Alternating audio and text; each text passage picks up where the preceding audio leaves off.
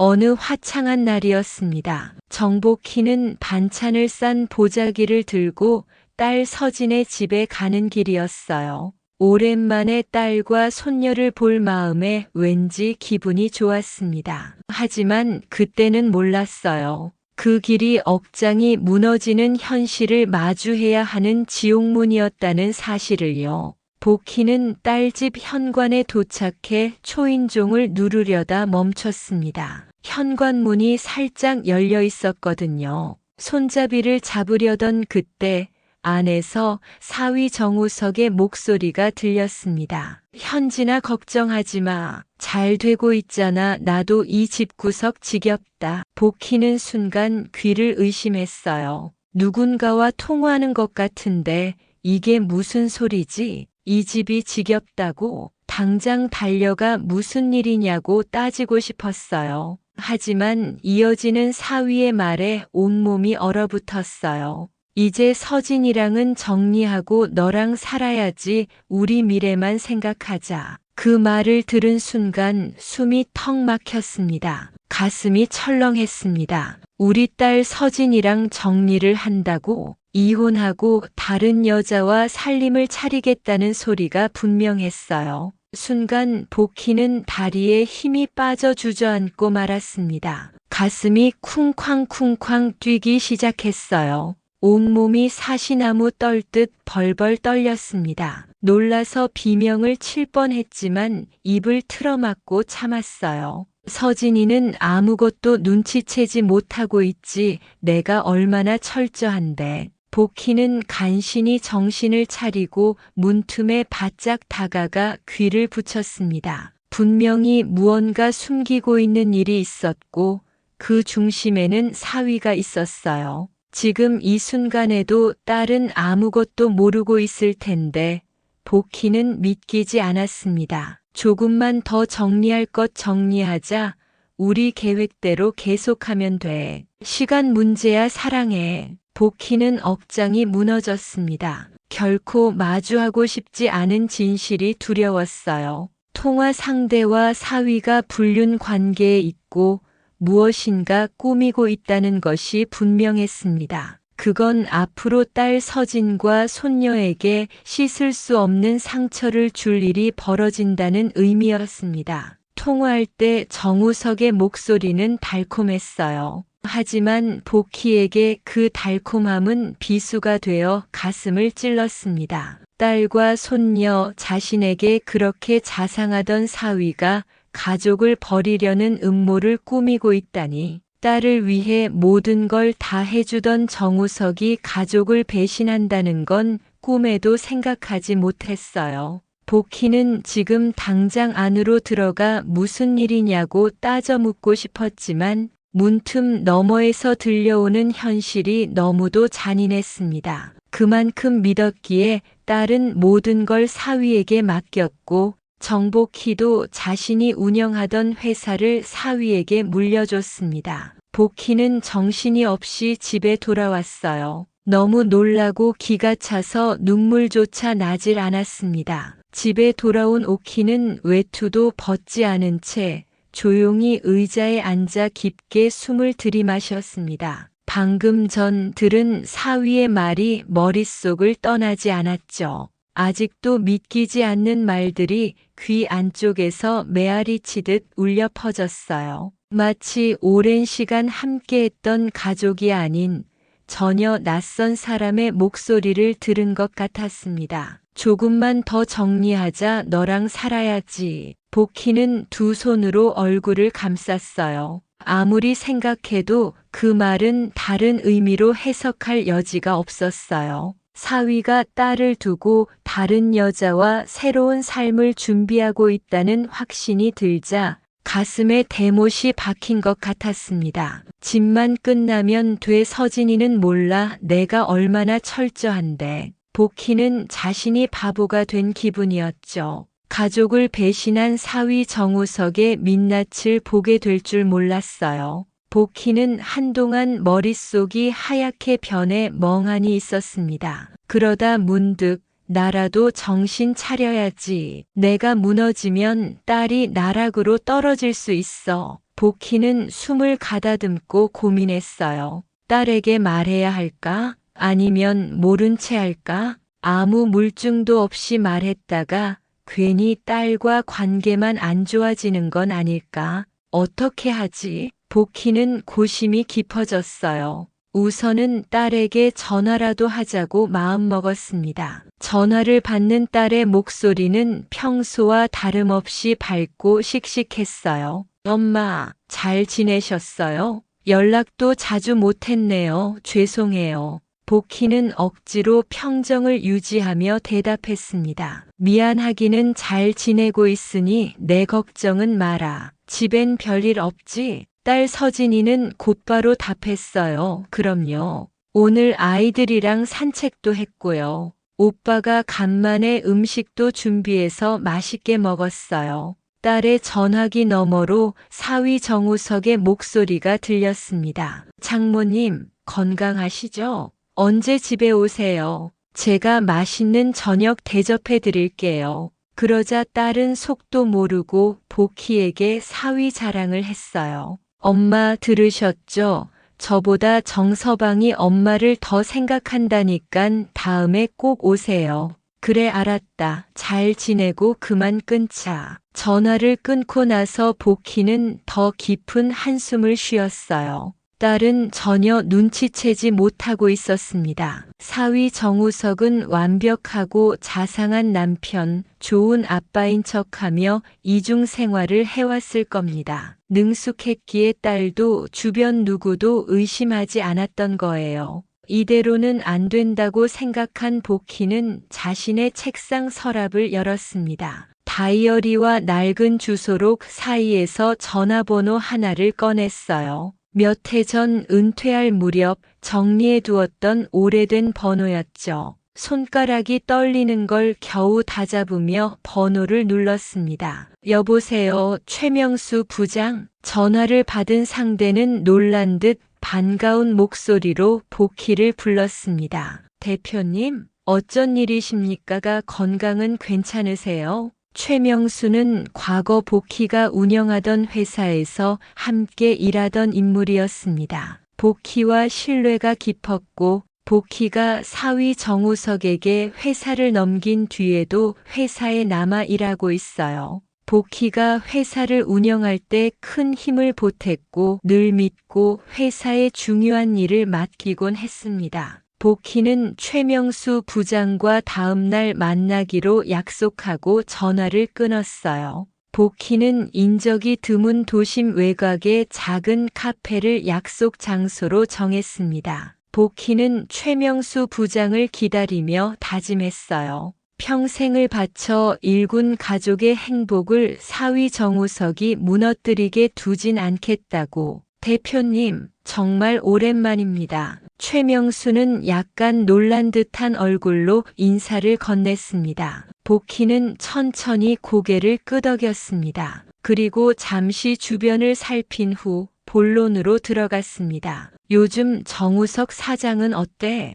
회사는 뭐 이상한 거 없어? 짧은 질문에 최명수는 의아스러운 표정으로 답했어요. 대표님, 오랜만에 뵙는데 무슨 일로 그런 말씀을 하세요? 복희는 사위 정우석이 수상스럽지 않다는 소문이 있다고 에둘러 말했습니다. 그러자 최명수는 회사의 분위기를 전했어요. 이미 몇 달 전부터 업무에서 자신이 점점 배제되고 있다는 느낌을 받아왔다고 했습니다. 특히 격리팀장 김현진의 영향력이 급격히 커지고 정우석 사장이 중요한 회의와 결정 과정에서 격리부장인 저를 배제하고 있습니다. 복희는 최명수의 말을 듣고 깜짝 놀랐어요. 김현진 팀장, 사위의 입에서 나왔던 현진이란 이름이 설마 이 여자인가? 복희는 최명수에게 물었습니다. 김현진 팀장이 누구야? 언제 입사한 거야? 나는 모르는 직원인데. 최명수는 사위 정우석과 불륜을 저지르고 있다고 의심되는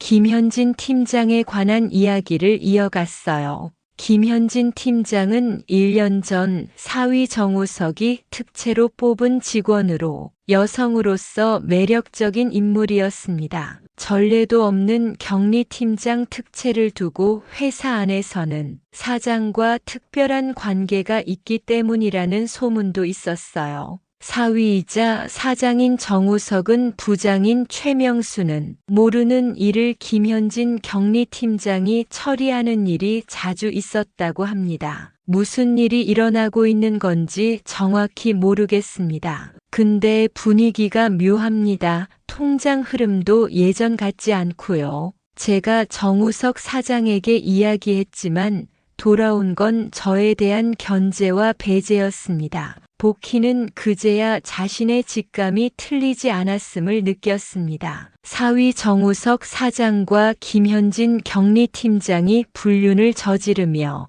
회사에서 무슨 일을 꾸미고 있는 것 같다는 의심이 커졌어요. 그러나 확실한 증거는 아직 없었고 복희는 지금부터 그 실체를 잡아야겠다고 마음먹었습니다. 혹시 CCTV 백업 같은 거 있어? 한번 확인할 수 있을까? 복희의 요청에 최명수는 조금 놀라는 듯 했지만 이내 조용히 고개를 끄덕였습니다. 복희는 돌아오는 길에서 한 가지 다짐을 했습니다. 이번엔 절대로 누구도 믿지 않고 직접 모든 걸 확인하겠다고요. 더는 감정으로만 움직이지 않겠다고 반드시 끝까지 가겠다고요. 며칠 후 복희가 차 한 잔을 마시려던 때였습니다. 전화벨이 울렸습니다. 최명수 부장이 낮고 긴박된 목소리로 말했어요. 대표님, 제가 확인한 게 있습니다.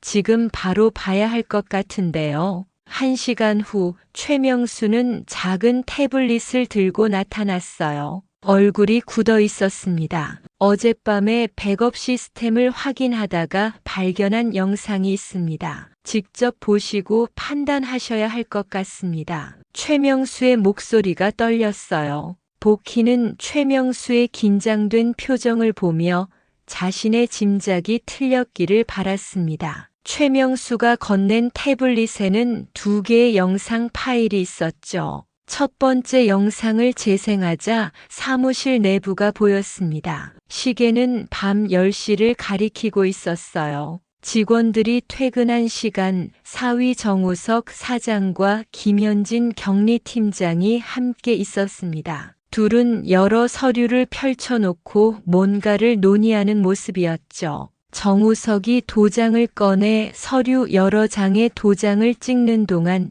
김현진은 컴퓨터로 무언가를 입력하는 모습이 보였습니다. 프린터에서 나온 종이들을 확인한 후 정우석은 사무실 벽면에 작은 캐비닛을 열어 그 안에 서류들을 숨기듯 넣었어요. 복희의 가슴이 무거워졌습니다. 아무도 없는 사무실에서 은밀하게 둘이서 도장을 찍고 있는 모습은 상식적이지 않았으니까요. 특히 서류를 감추는 행동이 의심스러웠습니다. 그때 복희는 사위 정우석의 말이 떠올랐어요. 우리 계획대로 잘 되고 있다. 그 말과 영상 속 행동을 볼 때 회사와 관련해 둘이 작당 모의를 하고 있는 게 분명했습니다. 복희는 심호흡하며 다음 영상을 틀었습니다. 날짜는 사흘 전이었어요. 같은 사무실 하지만 이번에는 모든 불이 꺼진 상태였죠. 어두워서 희미한 외부 조명만이 실루엣을 비췄습니다. 사위 정우석 사장과 김현진 격리팀장의 모습이 보였습니다. 김현진이 정우석에게 다가가 안겼고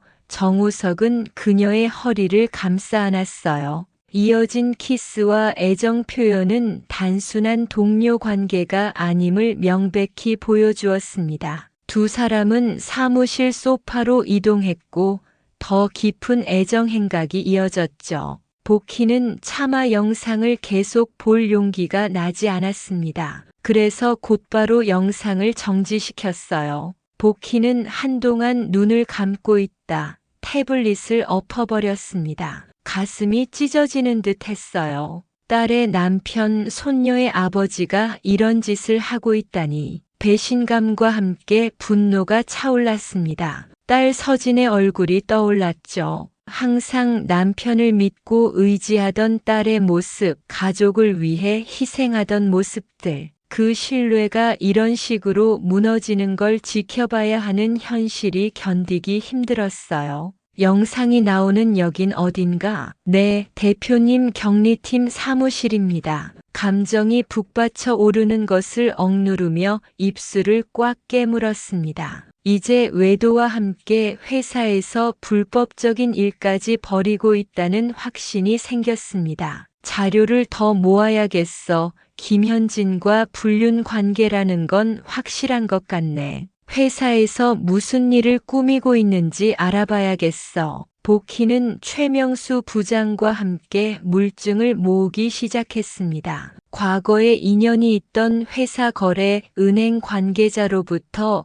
회사 계좌 거래 내역을 받았고 최명수를 통해 사위 정우석과 격리팀장 김현진이 주고받은 메일과 메시지들도 수집했죠. 증거는 넘쳐났습니다. 두 사람이 회사 자금을 여러 개인 계좌로 분산시켜 빼돌리고 있었어요. 해외법인 명의로 된 계좌도 의심스러웠습니다. 정우석과 김현진이 대표님 회사를 파산시키고 그 돈으로 자기 회사를 세우려는 겁니다. 최명수가 자료를 정리하며 말했습니다. 복희는 묵묵히 고개를 끄덕였죠. 복희의 눈빛은 얼음처럼 차가워졌습니다. 단순히 딸의 결혼 생활만 파탄난 것이 아니었습니다. 평생 일군 사업체가 사기꾼들에게 먹히고 있었어요. 복희의 심장은 분노로 타올랐지만 표정은 놀랍도록 차분했습니다. 이제 검찰에 가야겠어. 복희의 목소리에는 흔들림이 없었습니다. 최명수는 복희의 결연한 태도에 놀랐지만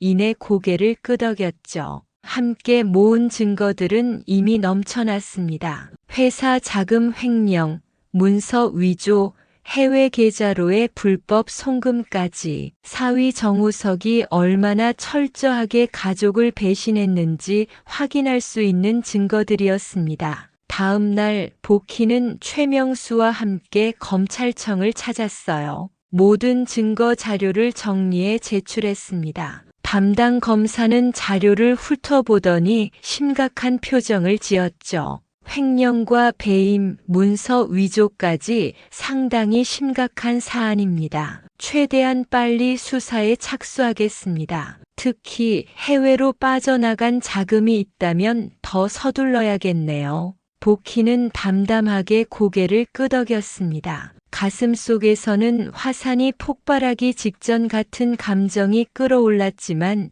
냉정함을 유지했어요. 이제 돌이킬 수 없는 강을 건너는 느낌이었습니다. 하지만 망설일 이유가 없었죠. 딸과 손녀를 위해 그리고 자신의 인생을 바쳐 일군 회사를 지키기 위해서였습니다. 돌아오는 길 복희의 발걸음은 무거웠습니다. 머릿속에서는 딸 서진의 모습이 아른거렸어요. 고통받을 딸을 생각하면 가슴이 찢어질 것 같았지만 진실은 언젠가는 밝혀져야 했습니다. 복희는 딸 서진과 자신을 배신한 대가를 몇 배로 치르게 하겠다고 다짐했어요.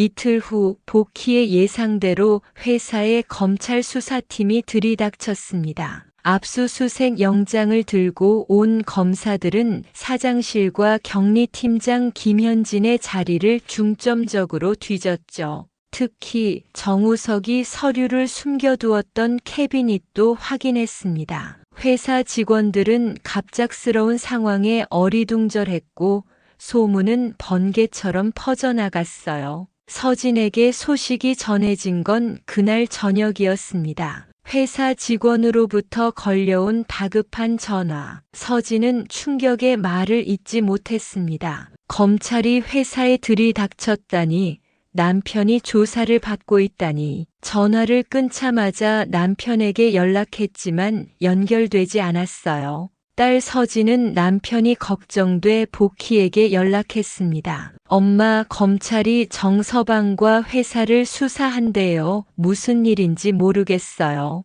서진아, 이제 어쩔 수 없구나. 마음 아프겠지만 엄마 말 잘 들어라. 복희는 그동안 있었던 일을 모두 털어놨습니다. 엄마, 무슨 소리야? 오빠가 바람을 피우고 회사 자금을 횡령하고 파산시키려 했다고요? 믿을 수 없어요. 복희는 말을 잇기 힘들었습니다. 딸에게 진실을 알리는 순간이 왔다는 것이 가슴 아팠어요. 둘 사이에선 침묵이 흘렀고 딸 서진은 울부짖으며 울기 시작했습니다. 전화기 너머로 딸 서진의 울음소리만 들렸습니다. 복희는 딸을 겨우 진정시키고 전화를 끊었어요. 몇 시간 후 정우석이 잠시 풀려나 집으로 돌아왔습니다. 서진은 불안한 마음으로 남편을 기다리고 있었어요. 문이 열리고 정우석이 들어섰을 때 당혹감과 불안함이 느껴졌었죠.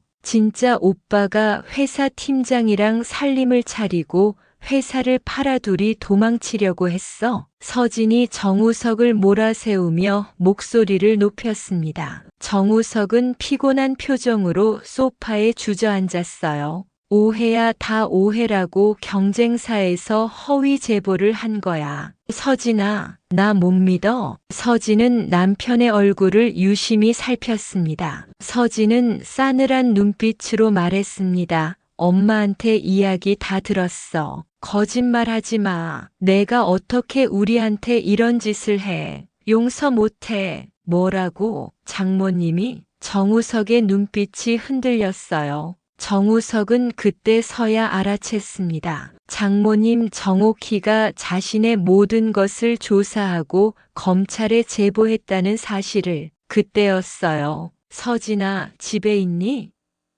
복희의 목소리가 현관에서 들리자 정우석은 망연자실했습니다. 옥희는 가방에서 그동안 확보한 증거들을 내놓기 시작했습니다. 최명수로부터 받은 CCTV 영상, 해외 계좌 내역, 그리고 정우석과 김현진의 관계를 증명하는 사진들까지. 정우석은 당황한 기색이 역력했어요. 복희는 태블릿을 꺼내 딸에게 건넸습니다. 첫 영상을 본 서진의 얼굴이 창백해졌어요. 남편과 김현진이 사무실에서 나누는 은밀한 키스, 그리고 더 깊은 애정 행각까지. 서진의 손에서 태블릿이 떨어질 뻔했어요. 이러고도 거짓말을 해? 정우석은 창백한 얼굴로 자리에서 벌떡 일어났습니다. 어머니, 최명수가 영상을 조작한 겁니다. 정우석은 증거를 내놔도 발뺌했어요.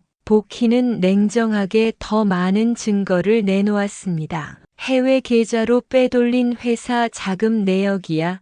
이건 김현진과 주고받은 메시지들. 이미 검찰에도 전달했어. 정우석의 얼굴이 일그러졌습니다. 더 이상 도망칠 곳이 없다는 것을 깨달았죠. 서진을 향해 다가갔지만 서진은 경악에 찬 얼굴로 뒷걸음쳤습니다. 만지지 마. 서진의 목소리는 분노로 떨렸어요. 그만해. 복희는 딸의 어깨를 감싸 안았습니다. 서진의 몸이 떨리더니 이내 통곡이 터져 나왔어요. 복희의 어깨는 딸의 눈물로 금세 젖었죠. 그 광경을 지켜보던 정우석의 눈에도 눈물이 고였습니다. 하지만 그것이 진심 어린 후회인지 아니면 자신의 계획이 무너진 것에 대한 절망인지는 알 수 없었어요. 서진아, 내가 잘못했어. 정우석의 목소리가 떨렸습니다. 서진은 눈물 젖은 얼굴로 남편을 올려다봤어요. 한때 그토록 사랑했던 남자가 이제는 낯선 사기꾼처럼 느껴졌습니다. 배신의 아픔이 가슴을 파고들었지만 그보다 더 강한 분노가 솟구쳤죠. 당장 나가. 서진은 태블릿을 정우석의 얼굴에 던지며 소리쳤습니다.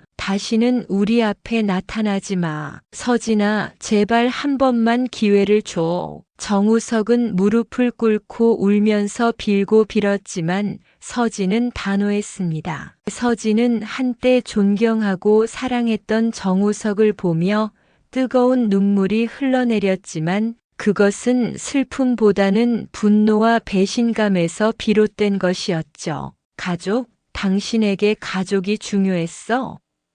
서진의 목소리가 날카로워졌습니다. 격리팀장과 바람 피우면서 회사 돈 빼돌리면서 가족 생각했어. 정우석은 고개를 떨구었습니다. 실수였어. 김현진은 일시적인 감정이었어. 그 말에 복희가 차갑게 끼어들었습니다. 일시적인 감정? CCTV에 찍힌 장면들은 수개월간 지속됐던 것 같은데? 정우석은 끝까지 뻔뻔했습니다. 내가 모든 책임을 질게 회사도 구해낼 거야. 돈도 다시 찾아올 수 있어. 우리 애도 생각해줘. 서진의 눈빛이 더욱 날카로워졌습니다. 우리 딸 앞에서 그런 얼굴, 그런 행동 보이고 싶지 않아. 지금 당장 나가. 정우석은 그날 무거운 발걸음으로 짐을 싸서 나갔습니다. 서진은 등을 돌리고 있었습니다. 검찰 조사는 빠르게 진행되었습니다. 복희와 최명수가 제출한 증거들이 결정적이었어요. 정우석은 횡령과 사문서 위조 혐의로 구속되었고 김현진도 공범으로 체포되었습니다. 더 충격적인 사실이 조사 과정에서 드러났습니다. 김현진은 정우석 몰래 회사 법인 명의와 자산 일부를 자신의 이름으로 변경해 두었던 것이었어요. 두 사람의 공모는 표면적이었을 뿐 김현진은 자신만의 탈출구를 준비하고 있었습니다. 이 사실을 알게 된 정우석은 격분했어요. 검찰 대질신문 때 김현진과 대면한 정우석은 분노를 참지 못했어요. 너까지 날 배신해? 정우석의 얼굴은 분노와 배신감으로 일그러졌습니다. 우리가 계획한 건 함께 하기로 한 거 아니었어? 난 진심이었다고. 김현진은 차갑게 웃었습니다. 그녀의 얼굴에는 이제 가면이 벗겨진 듯한 냉담함이 가득했어요. 진심? 당신이 아내와 장모한테 진심이었던 적 있어? 돈 빼돌리고 배신했잖아. 나도 너한테 똑같이 한 것뿐이야. 정우석의 얼굴이 하얗게 질렸습니다. 난 널 사랑했어. 김현진은 비웃었습니다. 그래요? 난 한 번도 당신을 사랑한 적 없어. 그저 이용 가치가 있었을 뿐이지. 정우석은 자신이 믿었던 사랑마저 거짓이었다는 사실에 화를 내며 쌍욕을 쏟아냈어요. 가만두지 않겠다고 으름장을 놨지만 이제는 할 수 있는 게 없다는 사실이 비참했죠.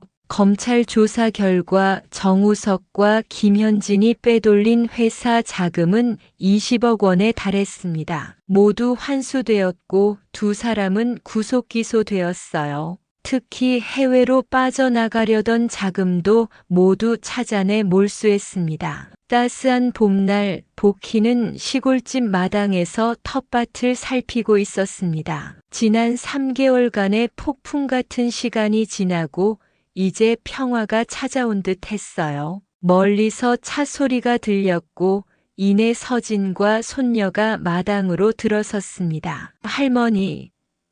손녀가 복희에게 달려와 안겼죠. 복희는 손녀를 꼭 안아주었습니다. 딸 서진의 얼굴도 편안해 보였습니다. 엄마, 회사가 정상화됐어요. 최명수 임시 사장님께서 정말 열심히 하고 계세요. 복희는 미소 지었습니다. 서진은 회사에 다니면서 더 단단히 진 것 같았죠. 한때 남편에게만 의존하던 모습은 온데간데 없고 자신감 넘치는 서진의 모습을 보며 복희는 안심했어요. 세 사람은 복희가 준비한 음식으로 오랜만에 함께 식사했습니다. 마당에서 뛰노는 손녀의 웃음소리가 봄바람을 타고 퍼져나갔습니다. 복희는 오랜만에 진정한 평화를 느꼈어요. 복수는 끝났고 이제 회복과 치유의 시간이 시작되었습니다. 오늘의 사연은 여기까지입니다. 재미있게 들으셨다면 좋아요와 구독 꼭 눌러주세요. 하실 말씀 있으시면 댓글 남겨주시는 것도 잊지 말아주시고요.